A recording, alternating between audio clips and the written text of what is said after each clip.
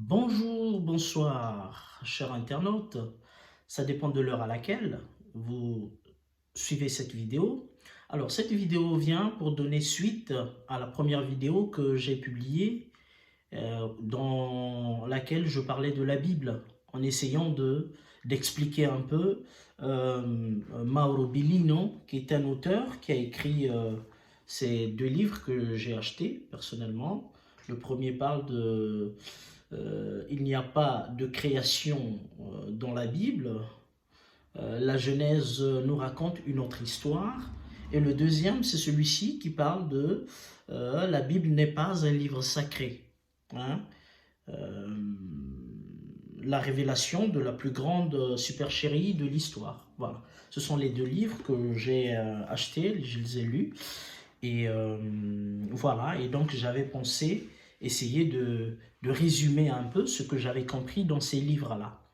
Et pour les chrétiens, vraiment, je vous demande d'acheter ces livres pour essayer aussi de vous confronter à une autre réalité. Et donc, nous disions tantôt que Mauro Biligno, comme vous venez de voir sur les titres de ces livres, il dit que la Bible n'est pas un livre sacré et il apporte ses arguments. Bon, moi j'avais dit j'allais faire une série de vidéos et que dans ces vidéos, j'allais effectivement donner ce qu'est la pensée de l'auteur Mauro Biglino, qui est un auteur italien. On va dire, c'est un traducteur hein, qui connaît bien l'hébreu, le grec et le latin.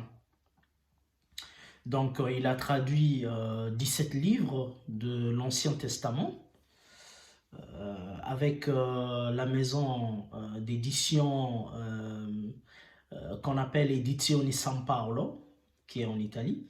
Donc, ce n'est pas n'importe qui. C'est quelqu'un qui a lu les textes, on va dire, écrits en hébreu. Voilà. Donc, il sait de quoi il parle. Ici, le but n'est pas de lui, il ne nie pas l'existence de Dieu. Il ne vient pas pour dire que Dieu n'existe pas. Nous ne sommes pas sur cette question de l'existence ou non de Dieu. Mais lui, il vient juste avec les preuves à l'appui, surtout les preuves tirées de la Bible. Il veut nous montrer que la Bible n'est pas un livre sacré. Voilà, c'est tout. Parce qu'on sacralise la Bible à un moment où parfois certains exagèrent même. Alors, voyez-vous, si vraiment la Bible était vraiment ce livre sacré, je vais prendre juste un exemple comme ça qui va peut-être faire rire, mais les présidents américains ne jureraient pas sur la Bible parce que ces présidents-là jurent sur la Bible qui est considérée comme un livre sacré, mais regardez ce qu'ils font. Ils bombardent en Irak, ils font des guerres en Afrique. Et est-ce que vous comprenez, quand on a juré sur un livre sacré, on ne peut pas commettre des actes de ce genre. Hein. Vous savez ce que les Américains ont fait et ce qu'ils font. Ce qu'ils ont fait en Indochine, ce qu'ils ont fait en Équateur, ce qu'ils ont fait au Nicaragua, au Guatemala, hein, partout. Voilà. Au Vietnam, vous le savez. Donc, si vraiment vous jurez sur un livre sacré, alors vous ne pouvez pas commettre ces meurtres, ces génocides.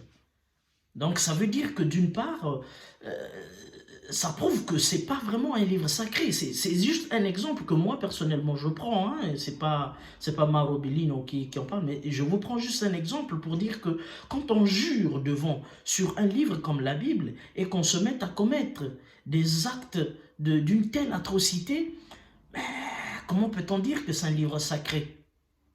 Bon, bref. Alors, pour entrer dans le vif de notre sujet, nous disons que, voilà, vous savez, vous devez savoir qu'il y avait deux grandes communautés hébraïques, celle de Jérusalem et celle d'Alexandrie d'Égypte. Hein. Et celle d'Alexandrie, pardon, d'Égypte, qui avait sa Bible écrite en grec, la fameuse Septante, qui n'est autre que la version grecque ancienne de la totalité des écritures bibliques Ancien Testament. Hein. Donc, si la Bible est vraiment le livre par excellence, inspiré par Dieu, nous devons tous la lire, c'est-à-dire surtout les chrétiens doivent la lire et ne pas nous contenter de lire quelques versets qui nous conviennent ou qui nous arrangent. Vous comprenez? Donc, voilà. Je vous ai toujours dit que ce que je dis, c'est le résumé que j'essaie de faire sur ce que Mauro Bellino pense. Voilà. Donc, c'est juste une transmission. Je vous transmets ce que j'ai lu et chacun prend sa part et puis en fait ce qu'il veut. Dans l'hébraïsme, vous savez, Dieu n'est pas synonyme de divinité, mais est considéré comme législateur suprême. Hein. Mauro Bellino ne nie pas l'existence de Dieu. Il nous montre et nous dit ce qui est écrit et non interprété. Vous comprenez? À chacun d'en faire ce qu'il veut. Si vous retenez que cela est utile, faites-en usage pour faire vos raisonnements. N'est-ce pas? Le plus important n'est pas de croire en ce qu'il dit, mais d'aller, n'est-ce pas, en quelque sorte, d'aller le lire par vous-même, tout en vous débarrassant un peu des idées reçues sur la Bible, en la couvrant de mystère. En fait, ce que nous demande de faire Mauro Bellino, c'est, comment on peut l'appeler, c'est ce que tous les lecteurs de la Bible font en fait. C'est ce que tous nous faisons déjà de manière partielle, c'est-à-dire de la lire de manière littérale, sans chercher à faire des interprétations quelconques, surtout quand nous lisons l'Ancien Testament dont les 5 premiers livres les plus anciens constituent la Torah. La Torah veut dire la loi, hein. C'est on va dire le livre religieux qu'utilisent les Juifs.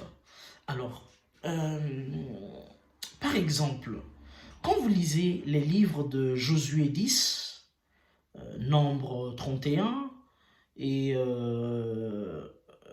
1 Samuel 15, etc., c'est juste des exemples qu'on prend pour essayer un peu d'étayer ce que nous voulons dire. Il est question des guerres dites saintes. Quand vous lisez ces versets-là, où on parle de la guerre sainte et tout, alors, comment déjà une guerre peut-elle être sainte au moment où ce sont des innocents qui meurent, n'est-ce pas? La guerre sainte contre les Madianites illustre que l'ordre donné fut exterminez-les tous. Ça c'est dans la Bible, hein? D'accord? Et on va un peu résumer ce qui se dit un peu dans ces chapitres, Josué, etc. L'Éternel parla à Moïse et dit, venge les enfants d'Israël sur les Madianites. Les chefs de milliers, de centaines et commandants de l'armée tuèrent tous les mâles, firent prisonnières les femmes des Madianites avec leurs petits-enfants.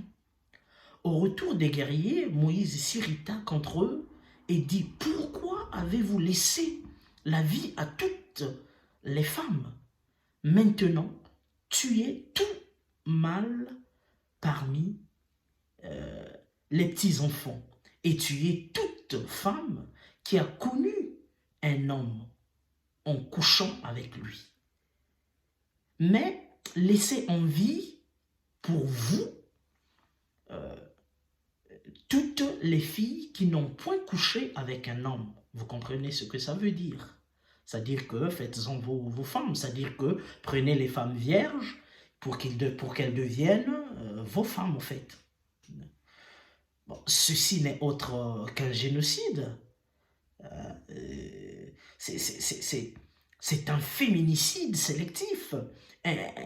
Ce qu'aussi on peut appeler par un infanticide sélectif, puisqu'on décide de tuer les enfants mâles. N'est-ce pas? Ça me rappelle d'ailleurs le génocide des Tutsis et Hutus en 1994. Ça me rappelle les génocides qui se passent à Béni, en RDC. Ça me rappelle l'Holocauste avec les Juifs, Hitler. Pour comprendre ce passage de la Bible, nous faisons une lecture littérale. Parce qu'il n'y a rien de caché ici, tout est clair. Parce que c'est une chronique, c'est ce qui est écrit.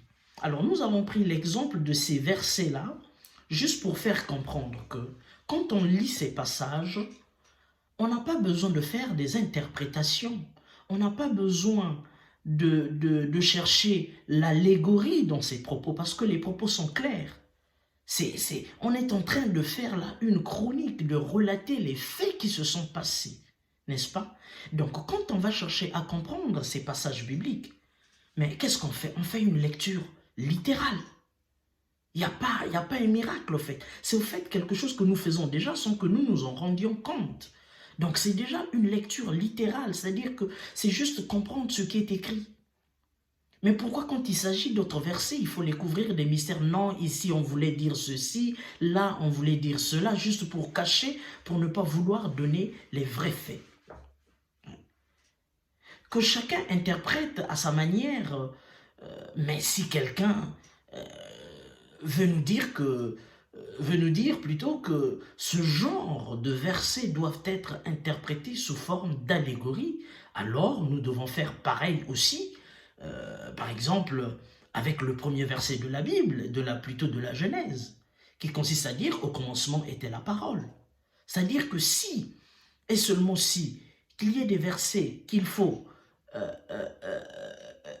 lire de manière allégorique, qu'il faut considérer de manière allégorique, ça veut dire que même le verset, le Genèse 1, qui parle du commencement du monde, de la création d'ailleurs, bon, enfin, de la soi-disant création, où on dit « au commencement était la parole ». Ça veut dire que ça aussi, il faut qu'on le prenne dans le sens allégorique. Ça veut dire qu'on ne voulait pas dire « au commencement était la parole », on voulait dire autre chose. Est-ce que vous saisissez la différence qu'il y a, ce rapport de force? Si ce n'est pas le cas, alors il faudrait nous dire, Bible à la main, lesquels des versets sont allégoriques et non. Parce que nous ne pouvons pas nous faire prendre pour des idiots et marionnettes à qui on fait comprendre ce qui est allégorique et ce qui ne l'est pas. Parce que cela ne plaît pas,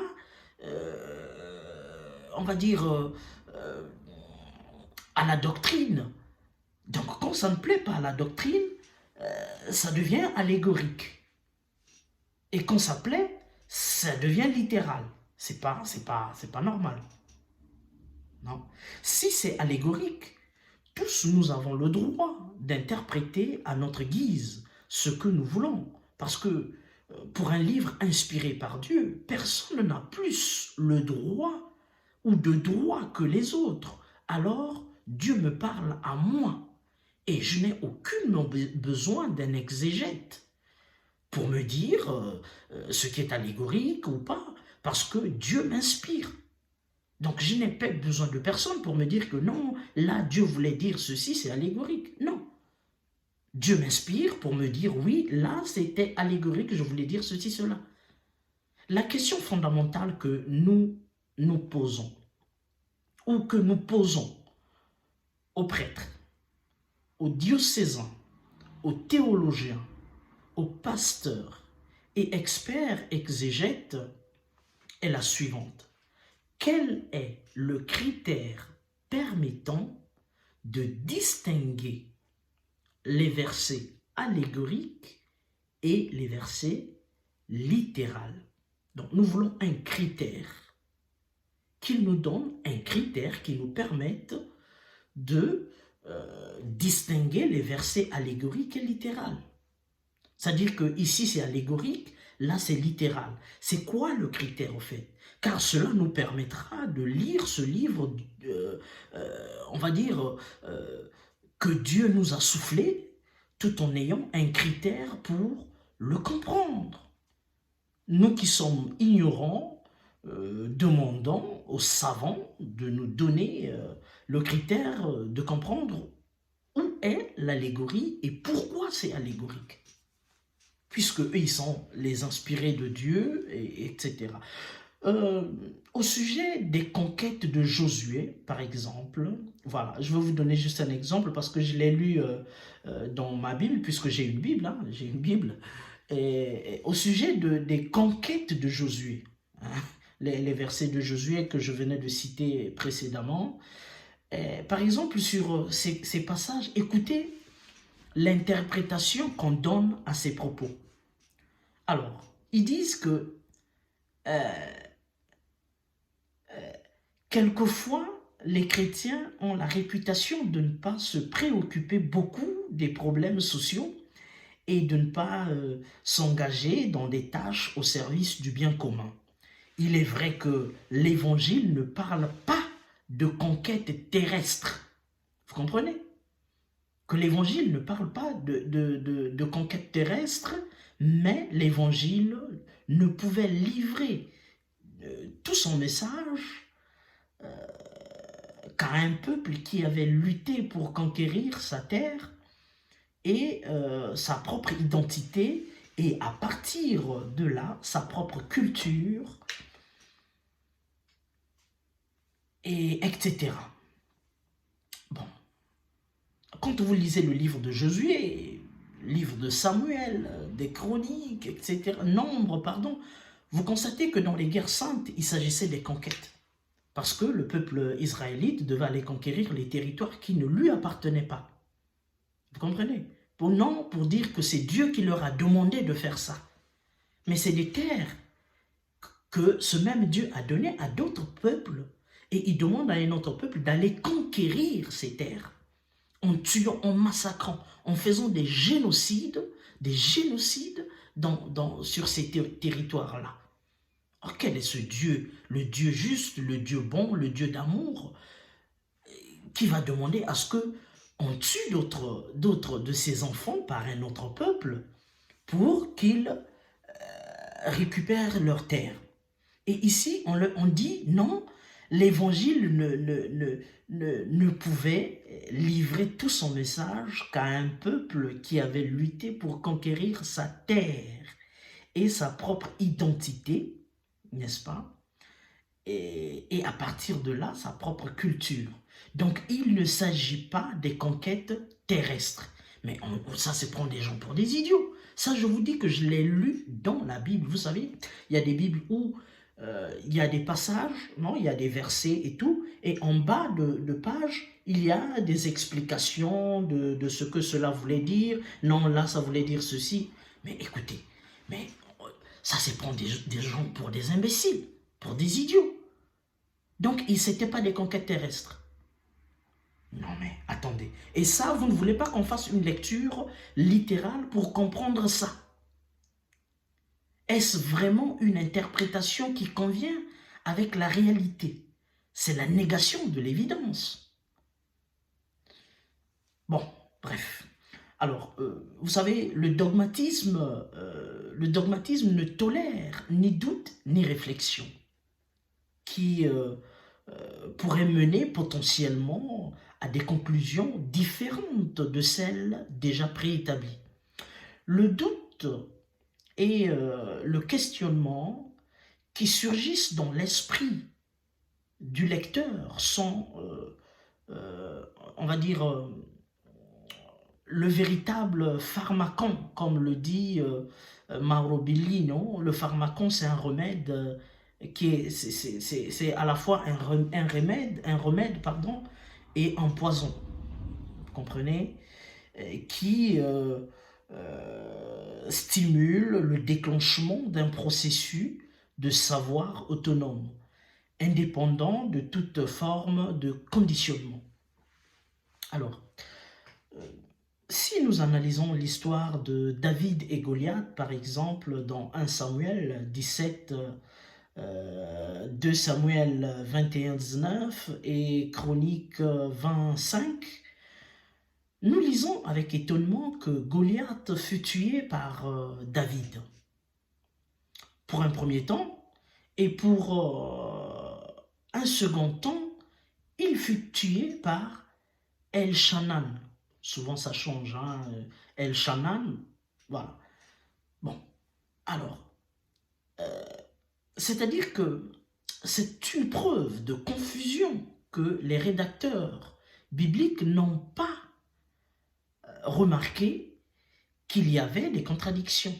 Parce que un individu ne peut pas être tué par deux personnes, On ne peut pas dire que c'est David qui a tué Goliath. Ensuite dire non, c'est El-Shanan qui a tué Goliath.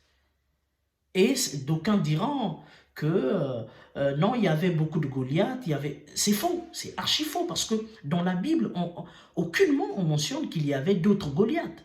Goliath, c'est vrai, ça veut dire grand. C'est-à-dire que c'est un nom, c'est une définition qu'on a tirée du nom de Goliath. Il n'y avait qu'un seul Goliath, et c'est celui-là que David a tué. Donc, dans l'imaginaire collectif, on sait que c'est David qui a tué Goliath, mais tout le monde le sait, même les non-chrétiens savent que David a tué Goliath. Mais alors, dans la Bible, on lit sur les passages que je venais de citer, donc 2 Samuel 21, 19, 1 Samuel 17, et puis Chronique 25. On lit que c'est pas David qui a tué Goliath, en fait c'est El-Shanan.